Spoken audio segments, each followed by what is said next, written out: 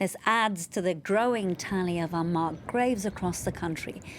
Now, for analysis, let's bring in Philip Turle, our international affairs editor. Philip, it's great to have you with us.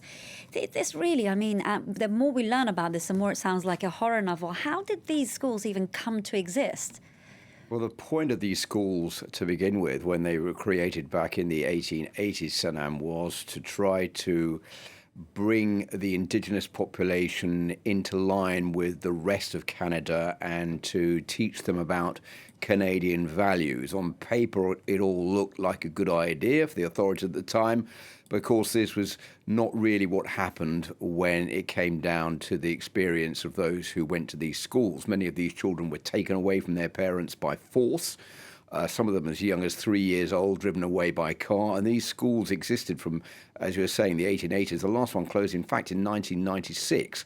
So there are many people still alive today who went through this system and can relate to what happened and tell us what they lived through. And if you listen to some of the witness accounts, they are quite harrowing about the fact they were taken away from their parents. Their parents are screaming as they were driven away. They were never returned afterwards. Then they were stripped naked. Their hair was shaved off. They were made to feel like animals, basically. And then at night there was what one witness described as a paedophile playground in the dormitories.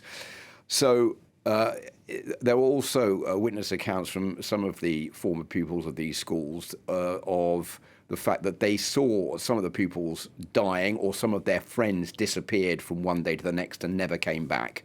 They saw their bunks empty, then someone else took over the bunk afterwards, but they never knew what had happened.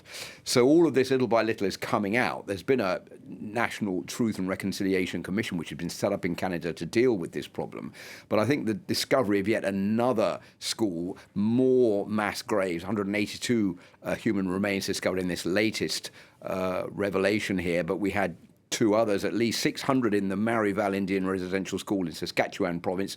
Before that, in Kamloops in British Columbia, there were 215 graves discovered, with that one containing bodies of children as young as 3 years old. So this is a real scandal for Canada. And it's led to a lot of arguments and demands for the Catholic Church to come clean and to apologise. And there have been attacks since these graves have been discovered against churches and Catholic institutions in the country.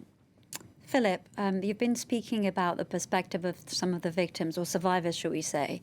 Let's shift the focus if we can. Today is Canada Day. It's not like the authorities there can really ignore these findings. Let's just take a moment and listen to Prime Minister Justin Trudeau speaking earlier.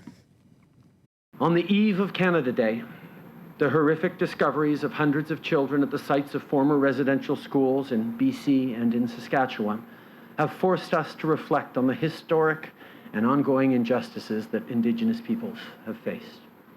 Our government continues to be there to acknowledge the truth so that we can chart a better path forward in the spirit of reconciliation. Philip, relatively powerful words there. Is that enough?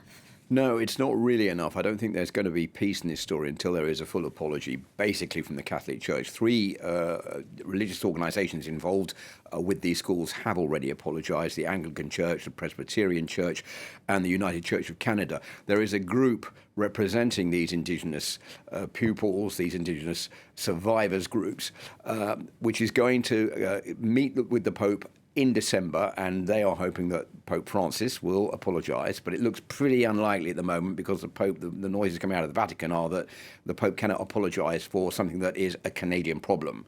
But I think there will be no peace in this matter until there is a full apology and a full investigation, and also the priests, the nuns, and the brothers, the religious workers who were in these schools, those who are still alive, and there are quite a few of them, they are brought to justice and they are made to account for what happened. I think then Canada will begin to be able to face its own history face to face.